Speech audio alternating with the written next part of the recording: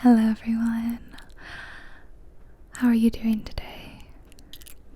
I'd like to welcome you all here to my channel and to this cozy ASMR reading of The Hobbit by J.R.R. Tolkien. I have my copy of The Hobbit here, and I wanted to take a quick minute before we start the read to show you this beautiful dust jacket. It is just so beautiful that I felt it deserved a little showing off. Let me hide behind it so that the camera will focus on it. I hope. Are you focusing?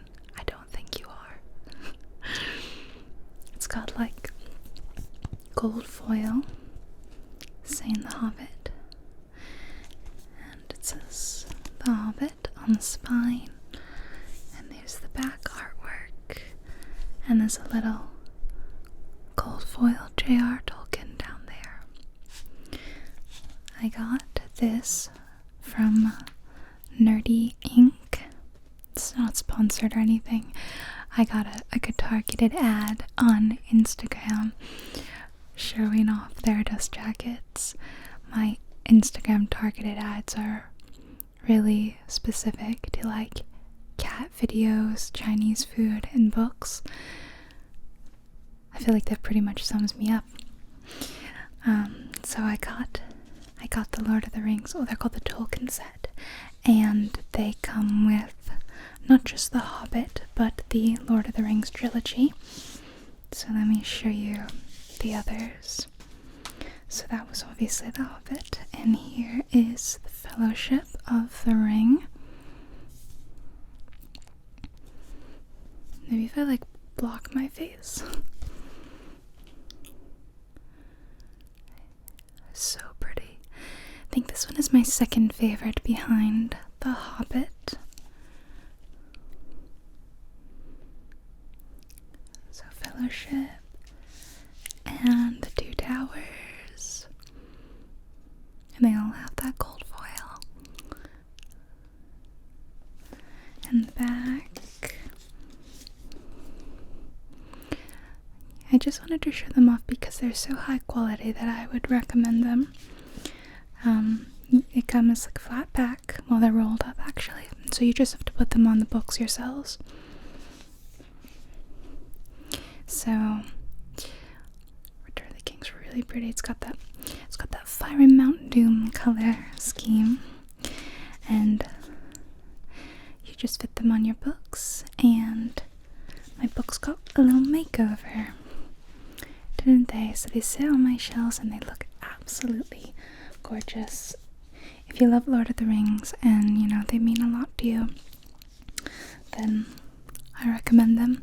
I'm gonna put the Lord of the Rings trilogy back on my shelf for the duration of this video. So let me just do that real quickly.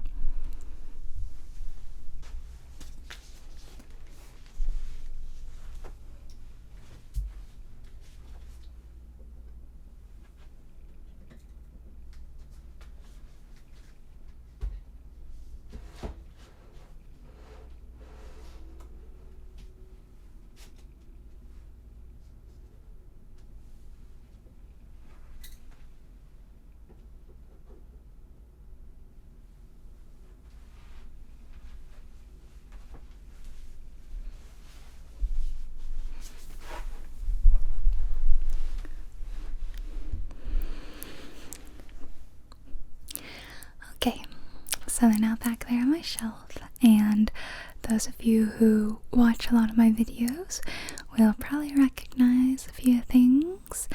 My miniature garden that I made on camera with you all, my book nook, which I also made on camera with you all, and my most recent miniature is down here, my little bakery. They light up my shelves and they're just so cute. Also, I kept the fairy lights on today because a lot of people said that they didn't bother you. They weren't that bad flashy wise in the last video I filmed in front of my bookshelf. So they're back on, and I feel like they are dimmer than they have been before. Like, have they been slowly getting dimmer? Well, they were really cheap, so I honestly wouldn't be too surprised if they died in a week or two. Like, I should probably buy higher quality fairy lights, but enough waiting. We're gonna get into the reading. So settle in, alright? Oh, and before I start, if you loved the video, please give me a like and or a comment for the algorithm, whatever. And if you guys really enjoyed enough, then I'll do a part 2, a follow-up, alright? Thank you all for watching.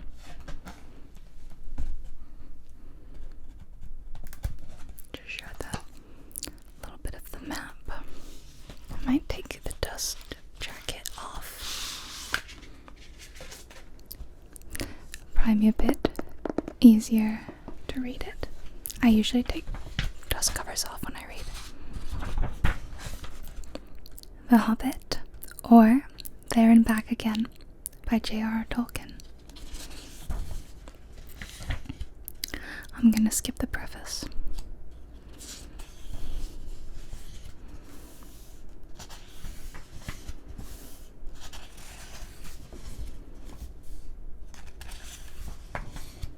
It was written by Christopher Tolkien in 1987. There's the table of contents. There's a list of illustrations. There's quite a few illustrations in the book, and if we get to one, I will show you. There's a note on the text. There's a note on the runes. Quite a lot. And we finally begin with Chapter 1, An Unexpected Party. In a hole in the ground, they left a hobbit.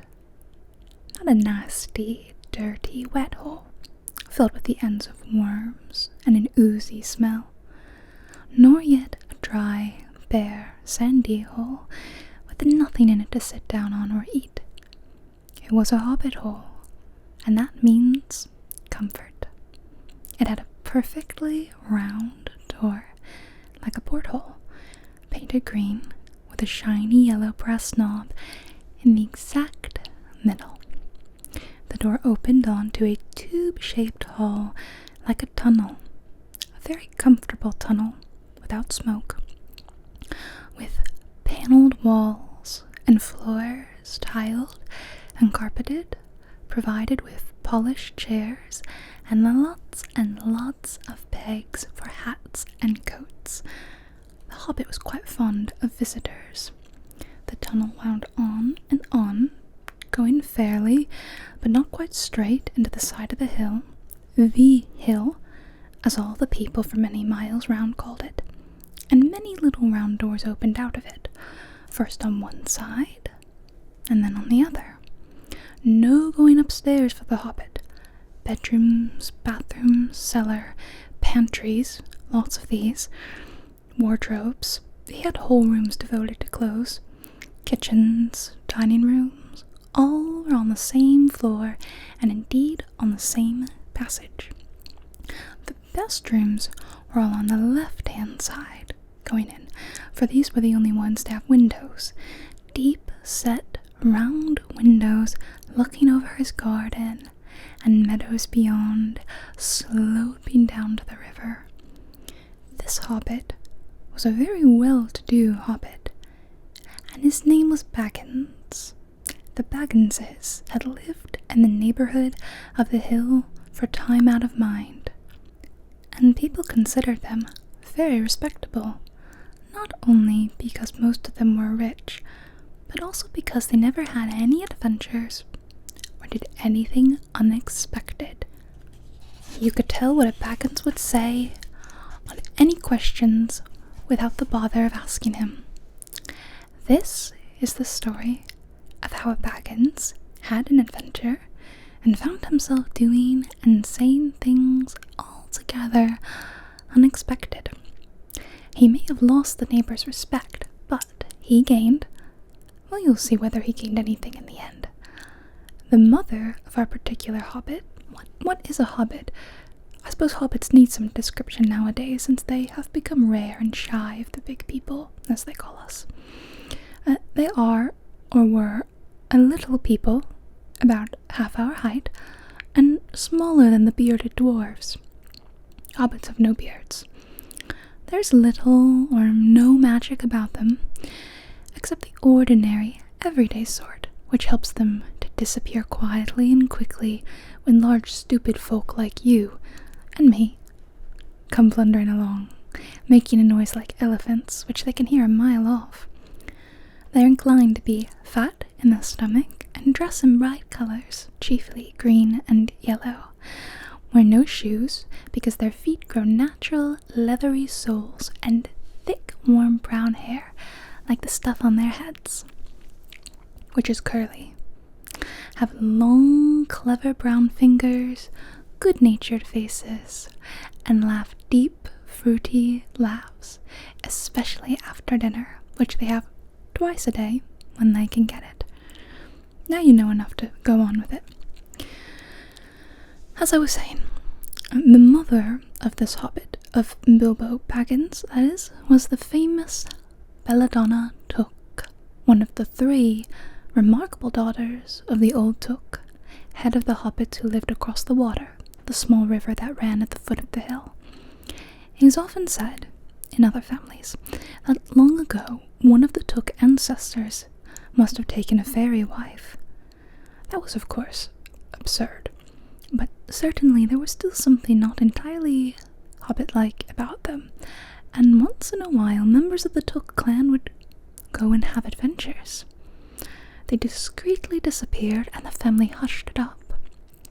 But the fact remained that the Tooks were not as respectable as the Bagginses, though they were undoubtedly richer. Not that Belladonna Took ever had any adventures after she became Mrs. Bungo Baggins. Bungo, that was Bilbo's father, built the most luxurious hobbit hole for her, and partly with her money. That was to be found either under the hill or over the hill, or across the water, and there they remained to the end of their days. Still, it is probable that Bilbo, her only son, although he looked and behaved exactly like a second edition of his solid and comfortable father, got something a bit queer in his makeup from the Took side. Something that only waited for a chance to come out. The chance never arrived until Bilbo Baggins was grown up, being about 50 years old or so, and living in the beautiful hobbit hole built by his father, which I have just described for you, until he had in fact apparently settled down immovably. By some curious chance, one morning long ago, in the quiet of the world, when there was less noise and more green, and the hobbits were still numerous and prosperous, and Bilbo Baggins was standing at his door after breakfast, smoking an enormous long wooden pipe that reached nearly down to his woolly toes, neatly brushed, Gandalf came by. Gandalf. If you have heard only a quarter of what I have heard about him, and I've only heard a very little of all there is to hear, you would be prepared for any sort of remarkable tale. Tales and adventures sprouted up all over the place, wherever he went, in the most extraordinary fashion. He had not been down that way under the hill for ages and ages, not since his friend the old Took died, in fact, and the hobbits had almost forgotten what he looked like. He'd been away over the hill and across the water, on businesses of his own, since they were all small hobbit boys and hobbit girls. All that the unsuspecting Bilbo saw that morning was an old man with a staff. He had a tall, pointed blue hat, a long grey cloak, a silver scarf over which his long white beard hung down below his waist, and immense black boots. "Good morning," said Bilbo, and he meant it. The sun was shining, and the grass was very green. But Gandalf looked at him from under long, bushy eyebrows that stuck out further than the brim of his shady hat. "What do you mean?" he said. "Do you wish me a good morning, or mean that it is a good morning, whether I want it or not, or that you feel good this morning, or that it is a morning to be good on?" "All of them at once," said Bilbo, "and a very fine morning for a pipe of tobacco out of doors into the bargain. If you have a pipe about you, sit down and have a fill of mine. There's no hurry. We have all the day before us." Then Bilbo sat down on a seat by his door, crossed his legs, and blew out a beautiful grey ring of smoke that sailed up into the air without breaking and floated away over the hill. "Very pretty," said Gandalf, "but I have no time to blow smoke rings this morning. I'm looking for someone to share in an adventure that I am arranging, and it's very difficult to find anyone." "I should think so. In these parts, we are plain, quiet folk, and have no use for adventures. Nasty, disturbing, uncomfortable things. Make you late for dinner. I can't think what anybody sees in them," said our Mr. Baggins, and stuck one thumb behind his braces and blew out another, even bigger smoke ring. Then he took out his morning letters and began to read, pretending to take no more notice of the old man. He had decided that he was not quite his sort, and wanted him to go away. But the old man did not move. He stood, leaning on his stick, and gazing at the Hobbit without saying anything, till Bilbo got quite uncomfortable, and even a little cross. "Good morning," he said at last.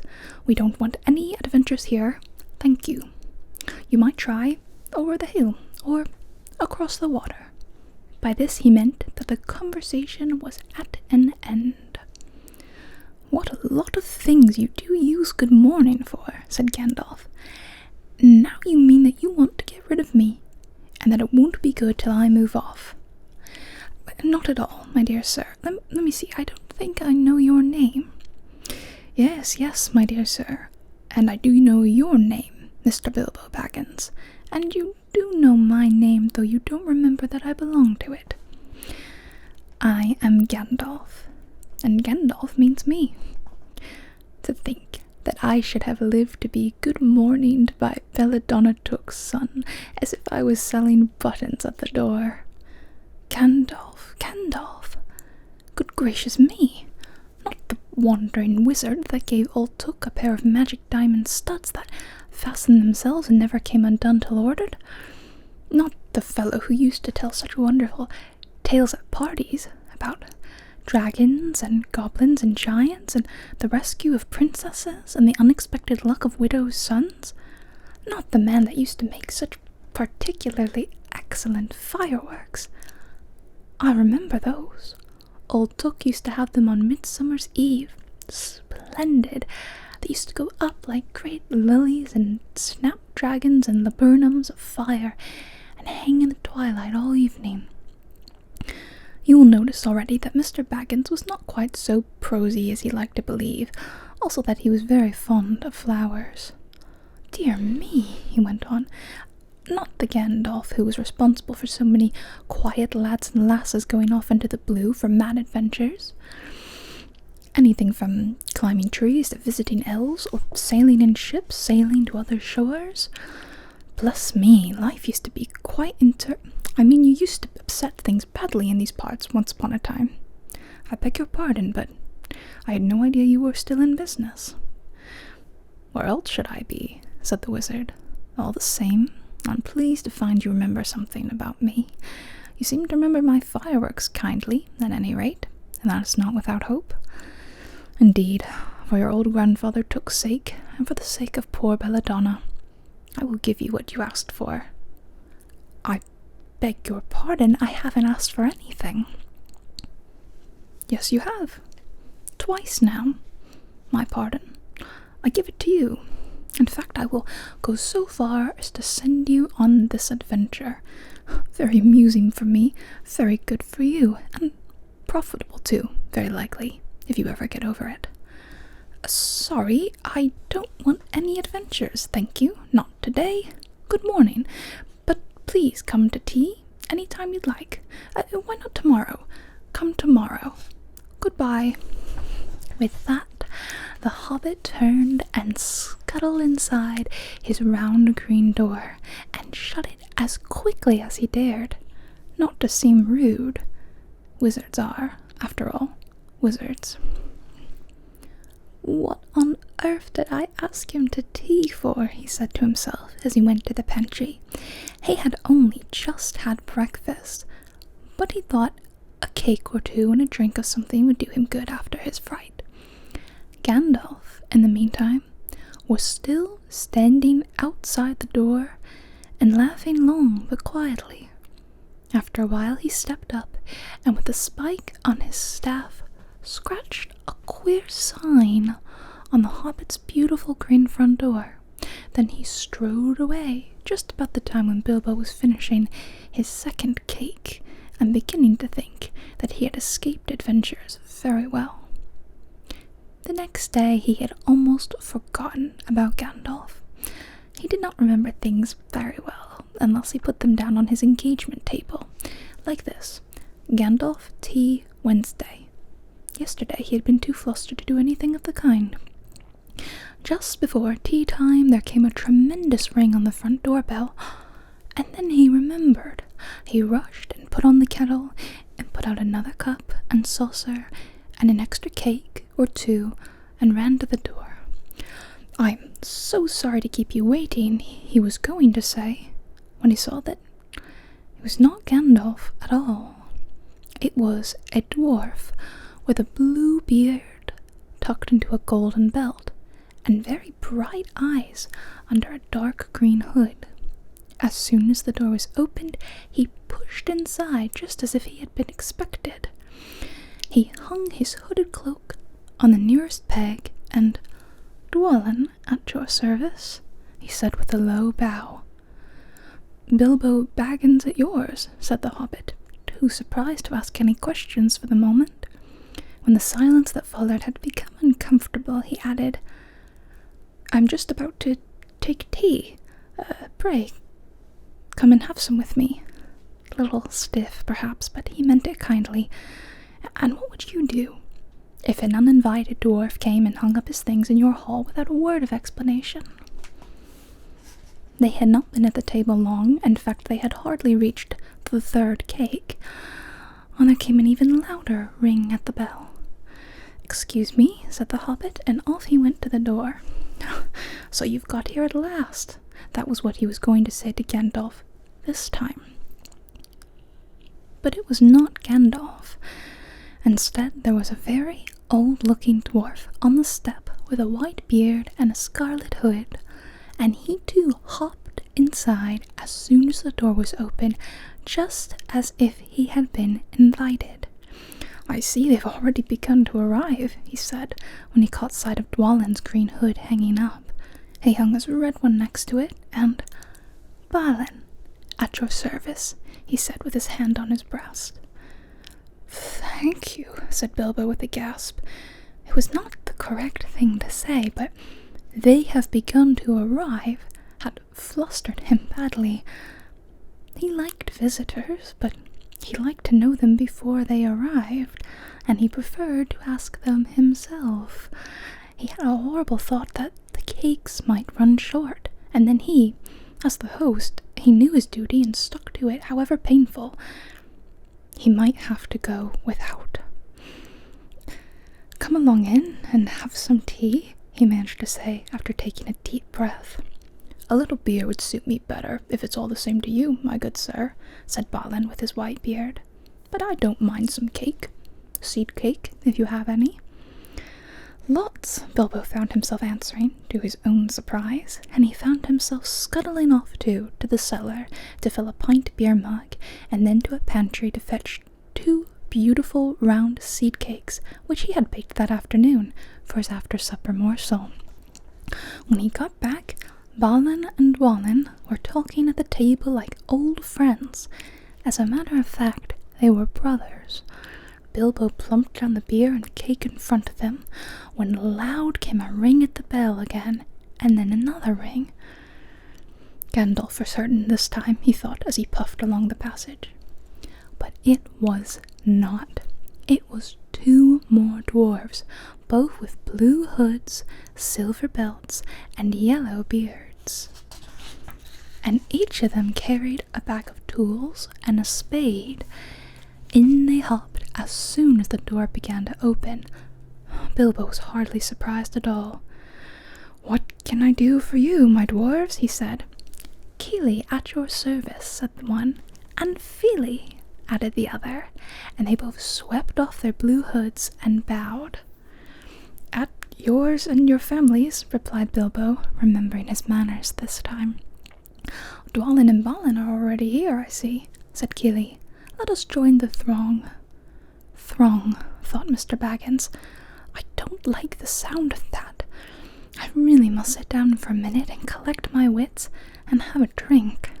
He had only just had a sip in the corner while the 4 dwarves sat round the table and talked about mines and gold and troubles with the goblins and the depredations of dragons and lots of other things which he did not understand and did not want to, for they sounded much too adventurous, when ding-dong-a-ling-dang, his bell rang again, as if some naughty little hobbit boy was trying to pull the handle off. "Someone at the door," he said, blinking. "Some 4, I should say, by the sound," said Billy. "Besides, we saw them coming along behind us in the distance." The poor little hobbit sat down in the hall and put his head in his hands and wondered what had happened and what was going to happen, and whether they would all stay to supper. Then the bell rang again, louder than ever, and he had to run to the door.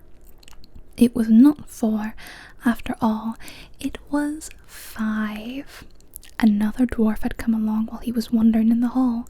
He had hardly turned the knob before they were all inside, bowing and saying, "At your service," one after another.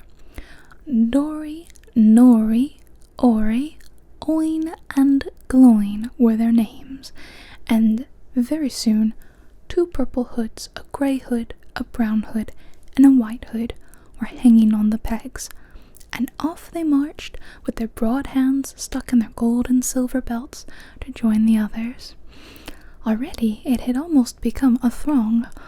Some called for ale, and some for porter, and one for coffee, and all of them for cakes, so the hobbit was kept very busy for a while.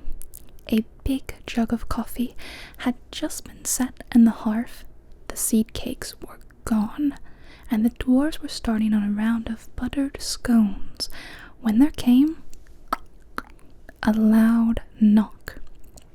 Not a ring, but a hard rat-tat on the hobbit's beautiful green door. Someone was banging with a stick. Bilbo rushed along the passage, very angry, and altogether bewildered and bewildered. This was the most awkward Wednesday he ever remembered. He pulled open the door with a jerk, and they all fell in, one on top of the other. More dwarves. 4 more. And there was Gandalf behind, leaning on his staff and laughing. He had made quite a dent on the beautiful door. He had also, by the way, knocked out the secret mark that he had put there the morning before. "Carefully, carefully," he said. "It's not like you, Bilbo, to keep friends waiting on the mat and then open the door like a pop gun. Let me introduce Beaver, Bofer, Bomber, and especially Thorin." "At your service," said Beaver, Bofer, and Bomber, standing in a row. Then they hung up 2 yellow hoods and a pale green one, and also a sky blue one with a long silver tassel. This last belonged to Thorin, an enormously important dwarf, in fact no other than the great Thorin Oakenshield himself, who was not at all pleased at falling flat on Bilbo's mat with Beaver, Bofer, and Bomber on top of him. For one thing, Bomber was immensely fat and heavy. Thorin indeed was very haughty, and said nothing about service, but poor Mr. Baggins said he was sorry so many times that at last he grunted, "Pray don't mention it," and stopped frowning. "Now we are all here," said Gandalf, looking at the row of 13 hoods, the best detachable party hoods, and his own hat hanging on the pegs. Quite a merry gathering. I hope there's something left for the latecomers to eat and drink. What's that? Tea? No, thank you. A little red wine, I think, for me. And for me, said Thorin. And raspberry jam and apple tart, said Beaver. And mince pies and cheese, said Beaufort. And pork pie and salad, said Bomber. And more cakes and ale and coffee, if you don't mind, called the other dwarfs through the door. Put on a few eggs, there's a good fellow, Gandalf called after him as the hobbits stumped off to the pantries. And bring out the cold chicken and pickles. Seems to know as much about the inside of my larders as I do myself, thought Mr. Baggins, who was feeling positively flummoxed and was beginning to wonder whether a most wretched adventure had not come right into this house by the time he had got all the bottles and dishes and knives and forks and glasses and plates and spoons and things piled up on big trays. He was getting very hot and red in the face and annoyed. Confusticate and bother these dwarves, he said aloud. Why don't they come and lend a hand? Lo and behold, there stood Balin and Dwalin at the door of the kitchen, and Feely and Keely behind them, and before he could say knife, they had whisked the trays and a couple of small tables into the parlour and set out everything for afresh. Gandalf sat at the head of the party with the 13 dwarves all round, and Bilbo sat on a stool at the fireside, nibbling at a biscuit. His appetite was quite taken away, and trying to look as if this was all perfectly ordinary and not in the least an adventure. The dwarves ate and ate and talked as time got on. At last they pushed the chairs back, and Bilbo made a move to collect the plates and glasses. I suppose you will all stay to supper, he said in his politest, unpressing tones. Of course, said Thorin, and after, we shan't get to the business till late, and we must have some music first. Now, to clear up. Thereupon the 12 dwarves, not Thorin, he was too important, and stayed talking to Gandalf, jumped to their feet and made tall piles of all the things. There is an illustration here I will stop to let you look at. It's of the hill Hobbiton across the water.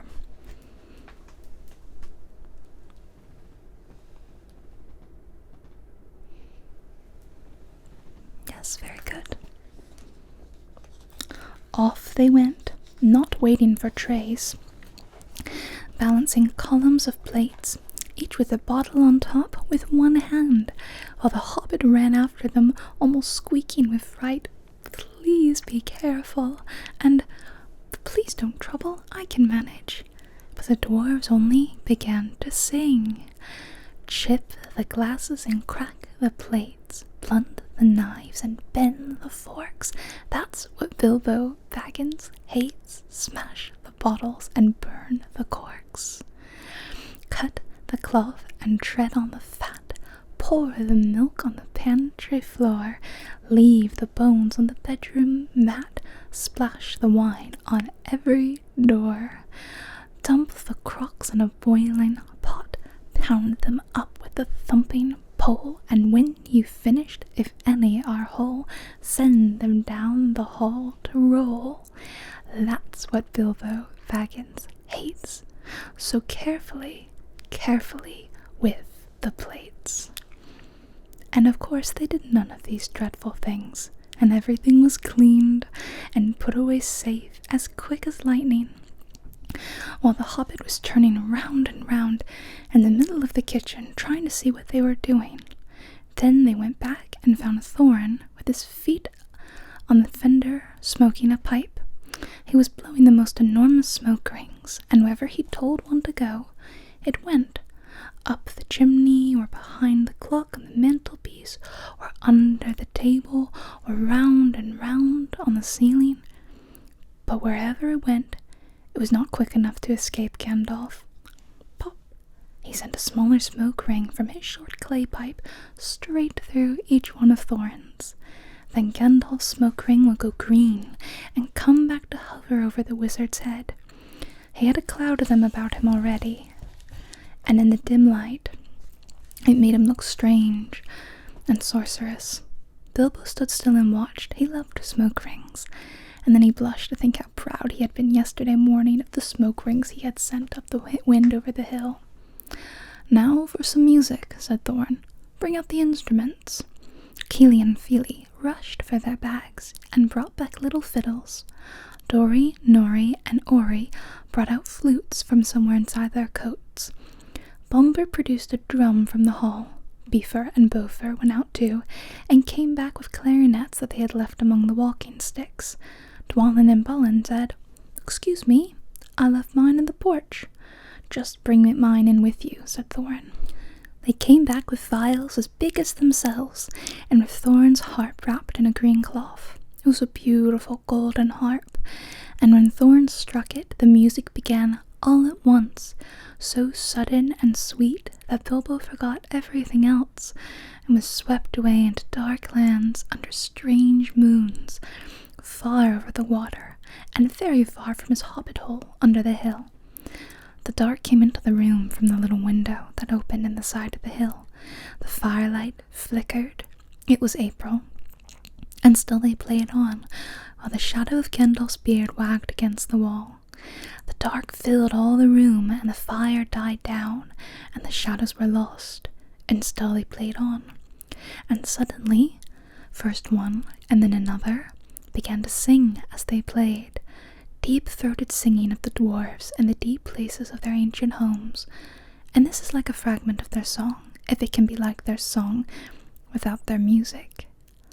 Far over the misty mountains cold, to dungeons deep and caverns old, we must away ere break of day, to seek the pale enchanted gold. The dwarves of yore made mighty spells, while hammers fell like ringing bells. In places deep, where dark things sleep, in hollow halls beneath the fells, for ancient king and elvish lord, there many a gleaming golden hoard they shaped and wrought, and light they caught, to hide in gems on hilt of sword. On silver necklaces they strung the flowering stars, on crowns they hung the dragon fire in twisted wire.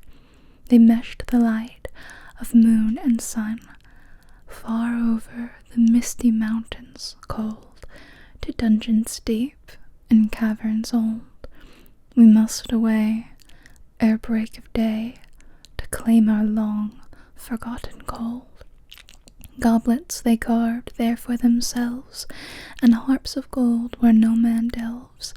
There lay they long, and many a song was sung unheard by man or elves. The pines were roaring on the height, the winds were moaning in the night. The fire was red, its flaming spread, the trees like torches blazed with light. The bells were ringing in the dale, and men looked up with faces pale. The dragon's ire, more fierce than fire, lay low their towers and houses frail. The mountains smoked beneath the moon. The dwarves, they heard the tramp of doom. They fled their hall to die and fall beneath his feet, beneath the moon. Far over the misty mountains grim, to dungeons deep and caverns dim, we must away ere break of day, to win our harps and gold from him. As they sang, the hobbit felt the love of beautiful things made by hands, and by cunning and by magic moving through him, a fierce and jealous love, the desire of the hearts of dwarves. Then something Tolkish woke up inside him, and he wished to go and see the great mountains, and hear the pine trees, and the waterfalls, and explore the caves, and wear a sword instead of a walking stick. He looked out the window. The stars were out in a dark sky above the trees. He thought of the jewels of the dwarves, shining in dark caverns. Suddenly, in the wood beyond the water, a flame leapt up, probably someone lighting a wood fire, and he thought of plundering dragons settling on his quiet hill and kindling it all to flames. He shuddered. Very quickly he was playing Mr. Baggins of Bag End Underhill again. He got up, trembling. He had less than half a mind to fetch the lamp, and more than half a mind to pretend to, and go and hide behind the beer barrels in the cellar, and not to come out again until all the dwarves had gone away. Suddenly he found that the music and the singing had stopped, and they were all looking at him with eyes shining in the dark. "Where are you going?" said Thorin, in a tone that seemed to show he guessed both halves of the hobbit's mind. What about a little light?" said Bilbo apologetically. "We like the dark," said all the dwarves. "Dark for dark business. There are many hours before dawn." "Of course," said Bilbo, and sat down in a hurry. He missed the stool and sat in the fender, knocking over the poker and shovel with a crash. "Hush," said Gandalf. "Let Thorin speak." And this is how Thorin began. "Gandalf, dwarves, and Mr. Baggins, we are met together on the house of our friend and fellow conspirator, this most excellent and audacious hobbit. May the hair on his toes never fall out. All praise to his wine and ale." He paused for breath and for a polite remark from the hobbit, but the compliments were quite lost on poor Bilbo Baggins, who was wagging his mouth in protest at being called audacious, and worst of all, fellow conspirator, though no noise came out, he was so flummoxed. So Thorin went on. "We are met to discuss our plans, our ways, means, policy, and devices. We shall soon, before the break of day, start on our long journey, a journey from which some of us, or perhaps all of us, except our friend and counselor, the ingenious wizard Gandalf, may never return. It is a solemn moment. Our object is, I take it, well known to us all.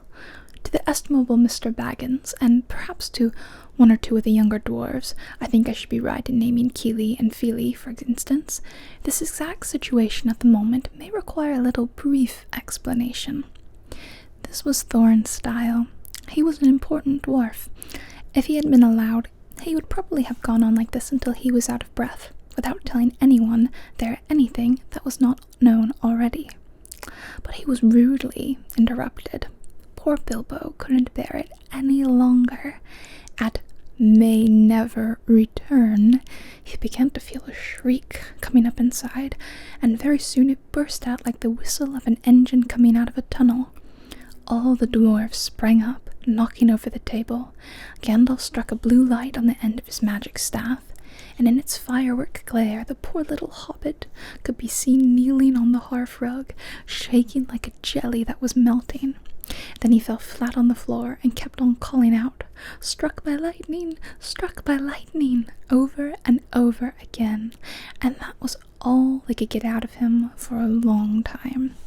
So they took him and laid him out of the way on the drawing-room sofa with a drink at his elbow, and they went back to their dark business. "Excitable little fellow," said Gandalf, as they sat down again. "Gets funny queer fits, but he's one of the best, as fierce as any dragon in a pinch." If you have ever seen a dragon in a pinch, you will realize that this was only a poetical exaggeration applied to any hobbit, even to old Took's great-grand-uncle Bull-Roarer, who was so huge, for a hobbit, that he could ride a horse. He charged the ranks of the goblins at Mount Graham and the Battle of the Green Fields, and knocked their King Gofimble's head clean off with a wooden club. It sailed 100 yards through the air and went down a rabbit hole. And in this way the battle was won, and the game of golf invented at the same moment. In the meanwhile, however, Bull-Roarer's gentler descendant was reviving in the drawing-room. After a while and a drink, he crept nervously to the door of the parlour. this is where he heard Gloin speaking. Humph, or some snort, more or less like that. Will he do you think? It's all very well for Gandalf to talk about this hobbit being fierce, but one shriek like that, and a moment of excitement will be enough to wake the dragon and all his relatives, and kill the lot of us. I think it sounded more like fright than excitement. In fact, if it had not been for the sign on the door, I should have been sure we'd come to the wrong house. As soon as I clapped eyes on the little fellow, bobbing and puffing on the mat, I had my doubts. He looked more like a grocer than a burglar. Then Mr. Baggins turned the handle and went in. The Took sighed, had won. He suddenly felt he would go without bed and breakfast to be thought fierce. As for little fellow bobbing on the mat, it almost made him really fierce. Many a time afterwards the Baggins part regretted what he did now, and he said to himself, Bilbo, you were a fool, and you walked right in and put your foot in it. Pardon me, he said, if I have overheard words that you were saying. I don't pretend to understand what you are talking about, or your reference to burglars, but I think I am right in believing, this is what he called being on his dignity, that you think I am no good. I will show you. I have no signs on my door. It was painted a week ago, and I am quite sure you have come to the wrong house. As soon as I saw your funny faces on the doorstep, I had my doubts. But treat it as the right one. Tell me what you want done, and I will try it. If I have to walk from here to the east of east and fight the wild wereworms in the last desert. I had a great-great-great-granduncle once Bullroarer Took, and yes, but that was long ago, said Gloin. I was talking about you. And I assure you, there is a mark on the door. The usual one in the trade, or used to be. Burglar wants a job, plenty of excitement, and reasonable reward. That's how it usually read. You can say expert treasure hunter instead of burglar, if you like. Some of them do. It's all the same to us. Gandalf told them that there was a man of this sort in these parts, looking for a job at once, and they had arranged for meeting here this Wednesday, tea time. Of course there's a mark, said Gandalf. I put it there myself, for very good reasons. You asked me to find the 14th man for your expedition, and I chose Mr. Baggins. Just let any one of you say I chose the wrong man or the wrong house, and you can stop at 13 and have all the bad luck you like, or go back to digging coal. He scowled so angrily that at Gloin, the dwarf huddled back in his chair, and when Bilbo tried to open his mouth to ask a question, he turned and frowned at him, and stuck out his bushy eyebrows, till Bilbo shut his mouth tight with a snap. That's right, said Gandalf. Let's have no more argument. I have chosen Mr. Baggins, and that ought to be enough for all of you. If I say he's a burglar he is, or will be when the time comes. There's a lot more in him than you guess, and a deal more than he has any idea of himself. You may possibly all live to thank me yet. Now, Bilbo, my boy, fetch the lamp, and let's have a little light on this. On the table, in the light of a big lamp with a red shade, he spread a piece of parchment, rather like a map.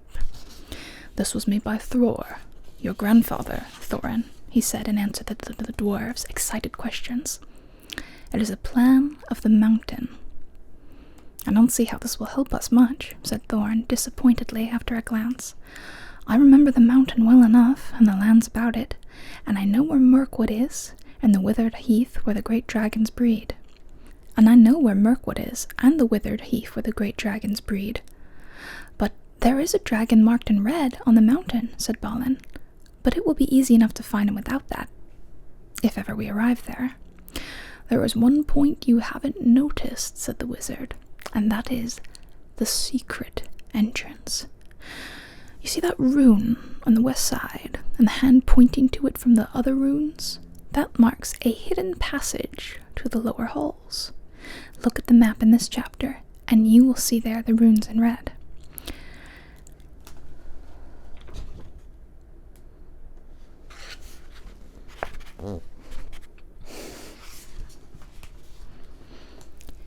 "It may have been secret once," said Thorin, "but how do we know it's secret any longer? Old Smaug has lived there long enough now to find anything that is to know about those caves." "He may, but he can't have used it for years and years." "Why?" "Because it is too small. 5 feet high the door, and 3 may walk abreast," says the runes. "But Smaug could not creep into a hole that size, not even when he was a young dragon. Certainly not after devouring so many of the dwarves and men of Dale." "Seems a great big hole to me," squeaked Bilbo, who had no experience of dragons, and only of hobbit holes. He was getting excited and interested again, so that he forgot to keep his mouth shut.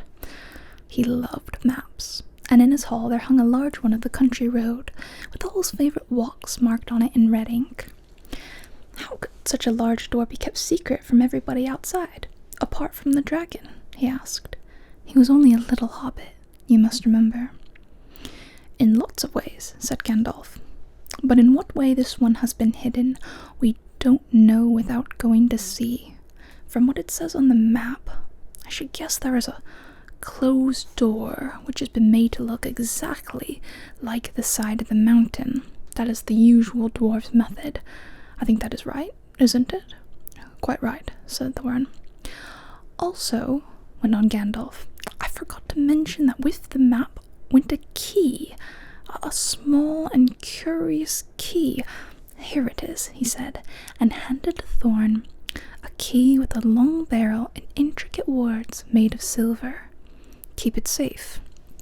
"Indeed, I will," said Thorin, and he fastened it upon a fine chain that hung about his neck under his jacket.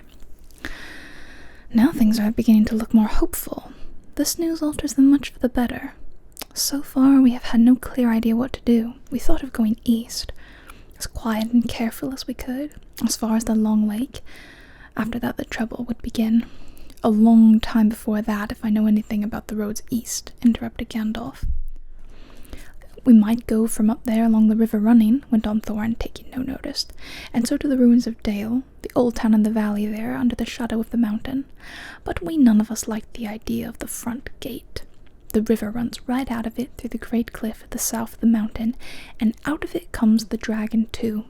Far too often, unless he has changed his habits." "That would be no good," said the wizard. "Not without a mighty warrior, even a hero." "I tried to find one, but warriors are busy fighting one another in distant lands, and in this neighborhood heroes are scarce, or simply not to be found. Swords in these parts are mostly blunt, and axes are used for trees, and shields as cradles or dish covers, and dragons are comfortably far off, and therefore legendary. That is why I settled on burglary, especially when I remembered the existence of a side door. And here is our little Bilbo Baggins, the burglar, the chosen and selected burglar. So now let's get on and make some plans." "Very well then," said Thorin. "Supposing the burglar expert gives us some ideas or suggestions." He turned with mock politeness to Bilbo. "First, I should like to know a bit more about things," said he, feeling all confused and a bit shaky inside, but so far still tookishly determined to go on with things. "I mean, about the gold and the dragon and all that, and how it got there, and who it belongs to, and so on and further." "Plus me," said Thorin. "Haven't you got a map? And didn't you hear our song? And haven't we been talking about all this for hours? All the same, I should like it plain and clear," said he obstinately, putting on his business manner, usually reserved for people who tried to borrow money off him, and doing his best to appear wise and prudent and professional and live up to Gandalf's recommendation. "Also, I should like to know about risks, out-of-pocket expenses, time required and remuneration, and so forth," by which he meant, what am I going to get out of it, and am I going to come back alive? "Oh, very well," said Thorin.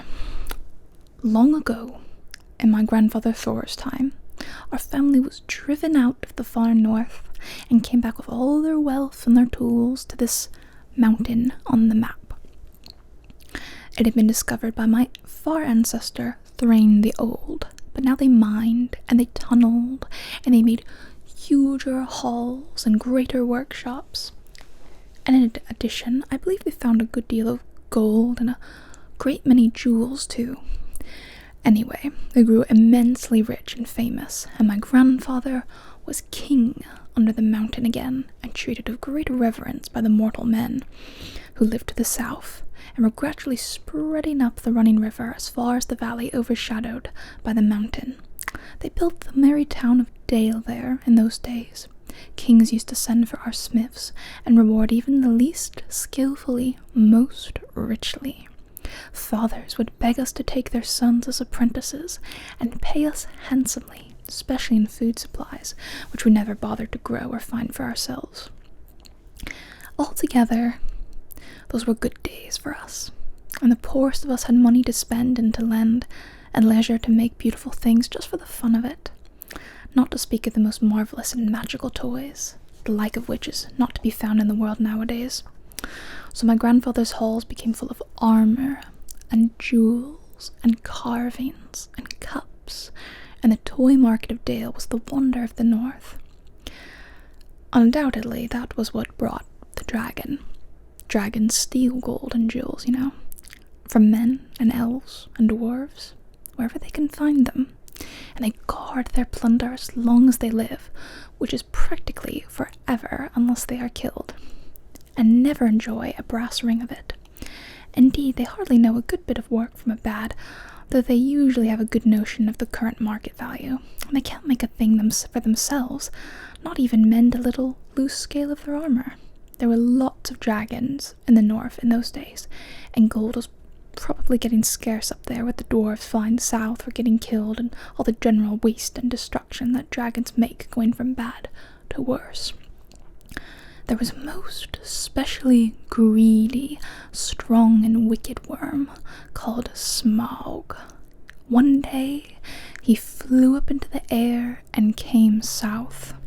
The first we heard of it was a noise like a hurricane coming from the north, and the pine trees on the mountain creaking and cracking in the wind.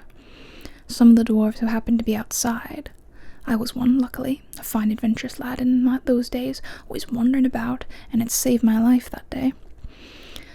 Well, from a good way off we saw the dragon settle on our mountain in a spout of flame. Then he came down the slopes, and when he reached the woods, they all went up in fire.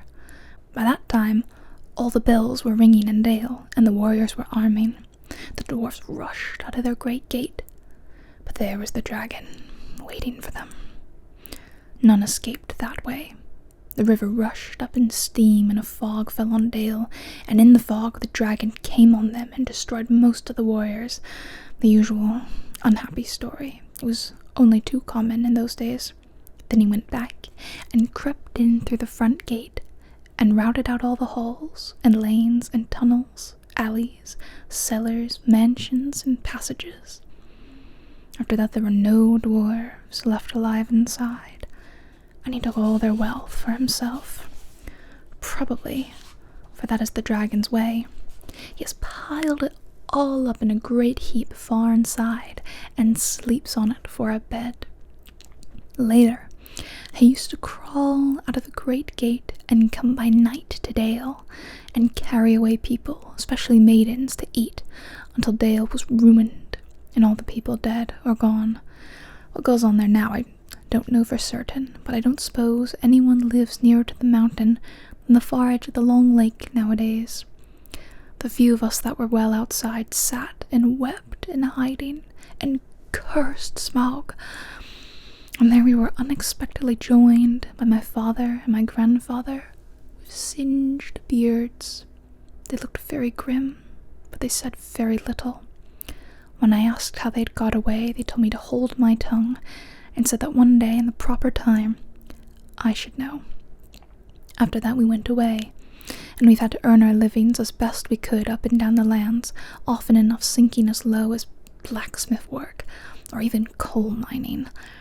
But we have never forgotten our stolen treasure, and even now and I will allow we have a good bit laid by and we are not so badly off. Here Thorn stroked the gold chain round his neck. We will mean to get it back, and to bring our curses home to Smaug, if we can. I've often wondered about my father's and my grandfather's escape. I see now they must have had a private side door, which only they knew about. But apparently they made a map, and I should like to know how Gandalf got hold of it, and why it did not come down to me, the rightful heir. I did not get hold of it, I was given it, said the wizard. Your grandfather Thor was killed, you remember, in the mines of Moria by Azog the Goblin. Curse his name, yes, said Thorn. And Thrain, your father, went away on the 21st of April, 100 years ago last Thursday, and has never been seen by you since. True, said Thorin. Well, your father gave me this, to give to you. And if I've chosen my own time and way for handing it over, you can hardly blame me, considering the trouble I had to find you. Your father could not remember his own name when he gave me the paper, and he never told me yours, so, on the whole, I think I ought to be praised and thanked. Here it is, said he, handing the map to Thorin. I don't understand, said Thorin, and Bilbo felt he would have liked to say the same. The explanation did not seem to explain. Your grandfather, said the wizard, slowly and grimly, gave the map to his son for safety before he went to the mines of Moria. Your father went away to try his luck with the map after your grandfather was killed, and lots of adventures of a most unpleasant sort he had. But he never got near the mountain. How he got there I don't know, but I found him a prisoner in the dungeons of the necromancer. Whatever were you doing there? Asked Thorn with a shudder, and all the dwarves shivered. Never you mind, I was finding things out as usual, and a nasty dangerous business it was. Even I, Gandalf, only just escaped. I tried to save your father, but it was too late. He was witless and wandering, and I'd forgotten almost everything except the map and the key. We have long ago paid the goblins of Moria, said Thorin. We must give a thought to the necromancer. Don't be absurd. He is an enemy far beyond the powers of all the dwarves put together, if they could all be collected again from the four corners of the world. The one thing your father wished for was for his son to read the map and use the key. The dragon and the mountain are more than big enough tasks for you. Hear, hear, said Bilbo, and accidentally said it aloud. Hear what? They all said, turning suddenly toward him, and he was so flustered that he answered, Hear what I have got to say. What's that? They asked. Well, I should say that you ought to go east and have a look around. After all, there is the side door, and dragons must sleep sometime, I suppose.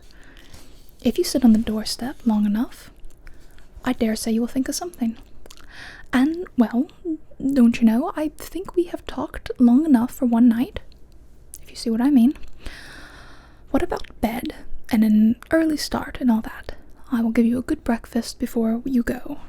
Before we go, I suppose you mean, said Thorin. Aren't you the burglar?